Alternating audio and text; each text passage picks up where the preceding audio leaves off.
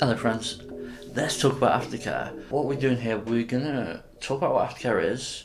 I'm gonna talk about what the internet has said about Aftercare, and in the middle of there, I'm just gonna sandwich in a few unpopular opinions and mistakes I've made in terms of Aftercare. So, what is Aftercare? Well, it's kind of a catch-all term. It refers to the process of recovering from a BDSM session. It could be something you administer to yourself, so self-care, something you give to other people, or it could be given by a third party. BDSM can be pretty intense. It can be intense physically, it can be intense emotionally, and it can be a strain on a relationship to a certain extent, even whatever that relationship may be. Aftercare is this nod towards the fact that you are in some way presumably going to be affected by this process and that you need to come back to normal. When the ethics of BDSM are questioned, so when people say BDSM is sick and wrong and dangerous, there's usually three defences of that. So defence number one is bodily autonomy. It's my body, I can do what I want with it. Cool. Defense number two is consent. So, well, it's negotiated, it's agreed, we have safe words to know that everything is okay. Yeah. Third defense is aftercare. So, yeah, we're doing all this horrible stuff, or horrible in context, but there is a recovery built into that.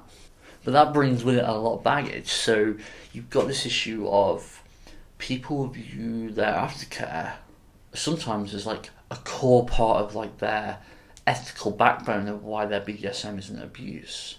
But this brings with it its own set of problems, because if everyone played in the same way and everyone reacted to playing the same way and everyone had the same type of relationship, this would be a very short conversation. I asked, after a session, how long does it take you to recover long enough to walk downstairs, make a cup of tea, just kind of feel alright in yourself? We got everywhere from I'm fine straight after a session, immediately, I just need to get up and shake myself off, to it takes me weeks sometimes to recover from a session. Digging deeper into some of that, it became pretty clear that when people talk about recovering from a session, they're almost breaking it down into two phases. They're breaking it down into the immediate recovery and then the longer term recovery. So let's talk about immediate recovery first. What do people need after a scene? This is going to vary depending on the person, but most common things are after a scene, people report feeling a bit out of it. So don't be put in a position where they need to operate any heavy machinery, drive a car, boil boiling water. It's also very common that people feel cold after a session, so having something like a blanket handy or helping them put the clothes back on, that sort of thing is probably going to be pretty useful. It's not uncommon that people breathe pretty heavy during the scene. People might be raising their voice, shouting, panting, etc. You're probably going to appreciate a drink after that, because that's going to take it out of you. You also might have been using a lot of energy during that scene on both parts, and so having a snack or something to recover from that is probably going to be useful. We arrive quite nicely at my first popular opinion that the internet's probably going to shout at me about. Common advice you hear is have something sugary or something caffeinated, or like some kind of treat after a scene. Do what works for you. But if you're looking at what's kind of going on there, is that if you immediately have something very sugary, or something which has a lot of saturated fat in it, or something which has a lot of caffeine in it, your body is going to go on the kind of roller coaster going up from that, and then what happens after you come down from that. Kink is about lots of ups and downs anyway, but having an activity which has a big up and a big down, and then consuming something which has a big up and a big down, I don't know if that's going to help you recover. Like, I think you're going to, on the surface, recover quicker because you're going to be a bit perkier and stuff. But this kind of normalisation of having sweets and having cakes and stuff straight after a scene, I don't know if it's always the best idea, man. Like, I used to be terrible. We had this event called Ascension Late Night Shibari where we would do rope until pretty late. And I would get there about, say, 6 o'clock in the evening. And I wouldn't get out of there and home in bed until, like, say, 3:30, 4 in the morning. My kind of way of keeping myself going was I'd drink a lot of Coke, I would have a lot of cakes. The reaction to that the next day was I would feel like I had a hangover. Like, I would feel horrendous, really, really bad. I went to Edinburgh, and in Edinburgh, the Bropong group are very nice, and they are very big on like having a decent meal after the kink, and they're very big on like having decent drinks like water and juice and stuff after. I played pretty hard. I went there, performed, taught, etc. But because I'd gone the decent route of eating something more wholesome, I felt amazing. And so I changed my essential routine, and rather than drink Coke, I just had water or squash, and rather than have a cake, I had fruit. And even though I was still doing the same long hours, I was still going from 6 in the evening till 3:30, 4 in the morning. I felt like a new man next day. I didn't feel like I was hungover.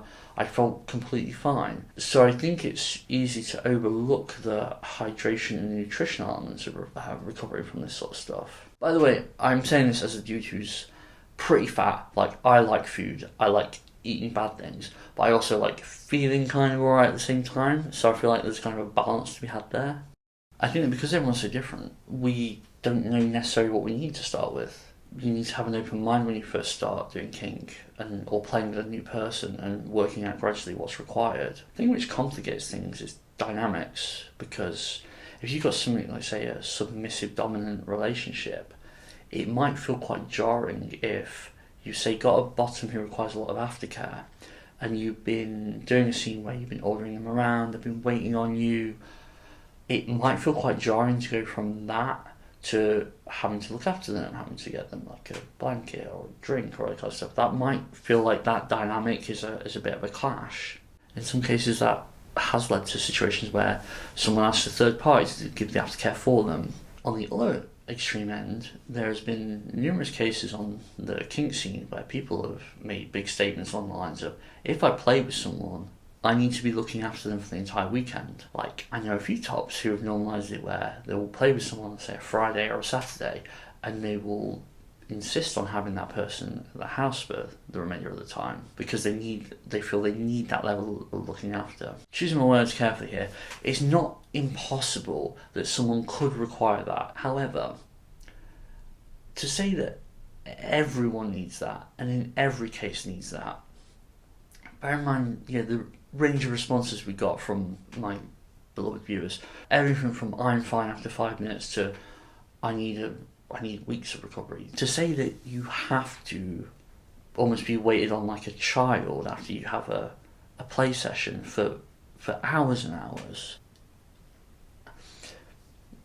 Isn't the process of aftercare helping someone recover? Are you helping someone recover if you're almost enforcing, no, you can't do that. Yeah, I know we played 3 hours ago, but no, you can't stand up and go make a drink. If the point of aftercare is getting people back right and in themselves, are you actually kind of making that harder by elongating that time by an arbitrary limit? So how do I approach aftercare? So I find it easier to think about it as session recovery rather than aftercare, because aftercare has all these kind of insinuations that it involves like looking after someone or doing something to someone, whereas session recovery, it allows people to respond in a way that makes sense to them. So for example, some people, they want to recover by getting a hug and having a bit of physical reassurance. Some people, on the opposite, like to be left alone. Maybe they're experiencing like an overstimulation and they want to just take time just to kind of feel okay in their own body again.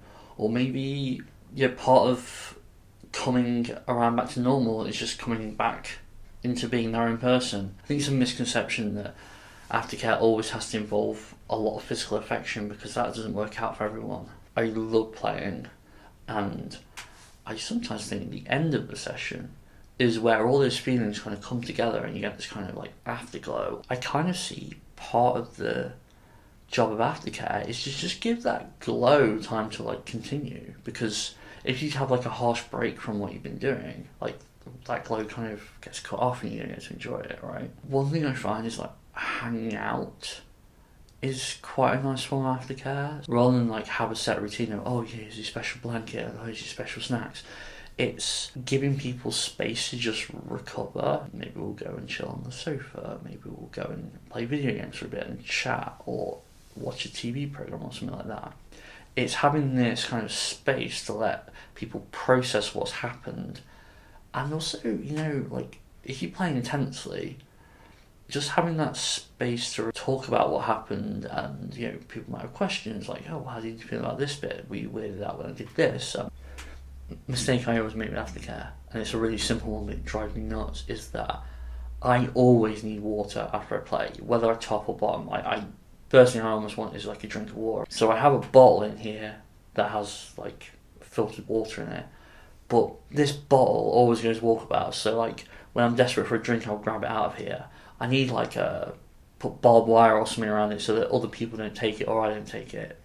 Talk about what the internet had said about Aftercare, because I asked Twitter, TikTok, FetLife, etc. what their Aftercare requirements were. Experienced BDSM people kind of weighed in on that, which was really interesting. Jessica Wabbit said, my Aftercare is a slap on the arse and a fag. If you're viewing this from outside the UK, a fag is a cigarette. This is a reference to the fact that most of the time she said that she was completely fine, just bounce back after a session, no problem. But sometimes if there's problems, they were kind of comfortable communicating that.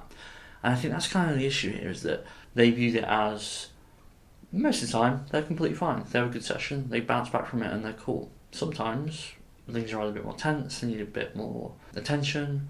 That's the thing, it depends, things can change. Pinky's Place says 10 minutes most of the time, but it can hit home several days after the play. Interesting. McGon Sinclair said, probably about 30 minutes for a full come down. Time is so weird after a session, so maybe more or less. That's come up a few times. A few people mentioned the kind of time distortion that you get after you play, which, devil's advocate, if you are experiencing time distortion, that is probably a good indication that you're not fully recovered and you probably need to give yourself a bit of a time out. Wow, a lot of variation here. Times are all over the place. We've got everywhere from weeks to hours, whole evening, sometimes, or I'm completely fine afterwards. Lane Rip says, I don't experience drops, so I can go from one to the next as long as I can have a stretch in between. Wow. So, again, very much the opposite side of the scale here. We've got someone who can just go straight from playing to playing again. Awesome. Thank you to everyone who responded. That was really, really interesting and useful. Editorialising slightly here. If I had two hands, and in one hand I put all the times that I'd heard someone complain that they'd not had enough aftercare to their friends, and then on the other hand I put all the times that I've seen someone ask for additional aftercare, I think you can guess which hand's going to fill up quickest. And I feel that's a problem. What we're doing is intense, specific to you. Things not working. BDSM can kill friendships, kill relationships. It can also make them more stronger, but it can definitely kill them. And so if you're not happy communicating what you need, understanding what your partner needs, and talking about that backwards and forwards, it doesn't matter what it is. It can, people view aftercare as being like small potatoes in terms of how much of an issue it is, but these things build up, man. I feel like the moral of the story here is, 1, it depends, and 2, communicate. Hey friends, hope that was useful. YouTube, etc. hate content like this, so we get demonetized most of the time. So if you really like content like this, please consider having a look at our Patreon and consider making a small donation if you can afford it. Thanks very much. Bye bye.